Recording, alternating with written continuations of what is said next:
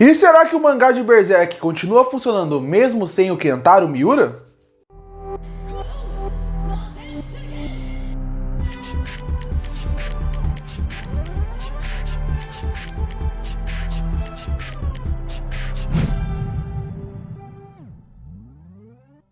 E lançou no último mês o capítulo 371 do mangá de Berserk. E depois de alguns capítulos lançados, eu acho que já começa a ter uma discussão se o mangá continua ou não com uma boa qualidade. O mangá de Berserk depois da saída do Kentaro Miura. Nossa saída, depois do falecimento do Kentaro Miura. Porque depois que o Kentaro Miura morreu e foi uma surpresa para todos, todo mundo ficou muito triste pela morte de um grande autor, mas mesmo assim gerou um questionamento. Será que a editora vai respeitar a morte do autor e vai parar a obra a partir daqui, deixar como se ela fosse encerrada, como se não precisasse ter um final? Ou será que eles vão colocar uma outra pessoa para escrever a obra a partir daqui? E era um questionamento bem válido na época, mas eu achei que era um questionamento bem óbvio qual caminho eles iriam seguir. Afinal, para a editora, Berserk é um dos títulos que mais dava lucro e mais dá visibilidade para eles em relação ao público mesmo. Então, era muito difícil que eles não quisessem ganhar lucro a partir dali. Então, depois de alguns meses, eles anunciaram que o melhor amigo do Kentaro Miura, que é o Koji Mori, lá do mangá Holy Land, iria continuar a obra a partir dali. Ele, como amigo do autor, conhecia os próximos passos de Berserk, conhecia alguns dos principais pontos que o Kentaro Miura queria continuar na próxima obra. Então, ele se propôs e deu a ideia dele continuar a obra, dele mostrar quais seriam os próximos passos que Kentaro Miura iria continuar na sua obra. Então, a partir daí, começaram a sair os próximos capítulos de Berserk. De novo, o último capítulo de Berserk que o Kentaro Miura escreveu, fez participação direta, foi o capítulo 365. Capítulo 365, para quem não lembra, eu vou falar o que acontece nele. É o capítulo onde o Garoto Lua, vamos dizer assim, porque ele não tem um nome específico, ele aparece na Ilha das Fadas, ele fica um pouco ali durante todo o capítulo, ele faz com que a Casca tenha um pesadelo, a partir daí ele se transforma no Griffith. E o capítulo termina realmente com o Griffith praticamente chegando na ilha. Depois disso nós temos a última página com uma carta fazendo despedida ao Kentaro Miura. A partir daí nós temos o capítulo 366 até o 371, que foi o último que lançou, onde foca nessa parte do Griffith. É bem verdade que nesses capítulos aconteceram muitas poucas coisas em relação a como a história andou, se você for parar para pensar. Porque foi nesses capítulos, eles tiveram poucas páginas, então ficou muito capítulo um capítulo era o Griffith realmente aparecendo ali, terminando com o Zod aparecendo. O outro era o capítulo onde a ilha era destruída. Aí depois teve o capítulo onde o Griffith arrancou a casca da ilha. Então, e depois teve o capítulo que a gente está hoje em dia, que já é a Casca e o Griffith dentro de Falconia. Então, obviamente, teve mais coisas do que isso nos capítulos. Mas meio que o foco foi esse.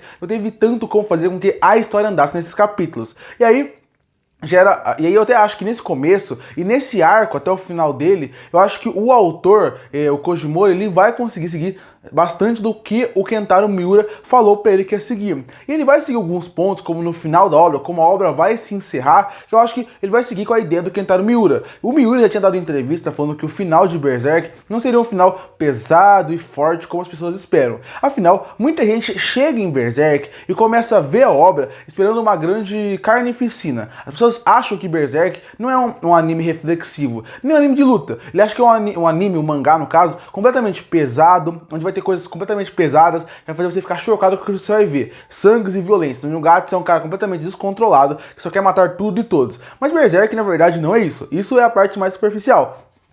Isso pode se dizer que é a primeira camada de Berserk. Berserk é muito mais profundo que isso. E eu quero fazer alguns vídeos aqui no canal de Berserk discutindo o que realmente é Berserk. Quais são as discussões, quais são as evoluções do personagem a partir daqui. Aqui eu queria falar que nessa primeira parte, eu acho que o Koji Mori tá conseguindo seguir o padrão da obra. Mas ele ainda não teve que ir mais profundo. Então, pra mim, até agora sim, a obra está mantendo a sua qualidade que o Miura estava mantendo. Do ponto de como ele apresenta a obra, de como ele está desenvolvendo os personagens e a história.